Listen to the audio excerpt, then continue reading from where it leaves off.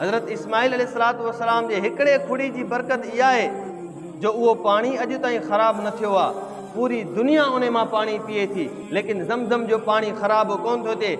ओ दुनिया जा मुसलमानो, यादि रखिजो, हज़रत इस्माइल अलैहिस्सलातु वस्सलाम जी हिकु खुड़ी आहे ऐं मुहम्मद मुस्तफ़ा जूं ॿ खुड़ियूं सिद्दीक़ अकबर जे सीने ते लॻियूं। जंहिं पाणी जे अंदरि हज़रत इस्माइल जी हिकु खुड़ी लॻे त क़यामत ताईं ख़राब नथो थी सघे।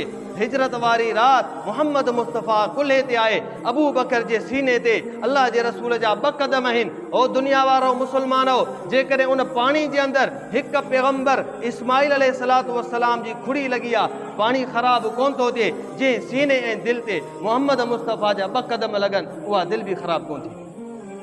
उहा अबू बकर जी दिलि आहे, उहा दिलि कॾहिं बि ख़राब नथी थी सघे। तव्हां असांजो ज़हन ख़राब थी सघे थो, लेकिन अबू बकर जी दिलि कॾहिं ख़राब नथी थी सघे। إن الله لا يغير ما بقوم حتى يغيروا ما بأنفسهم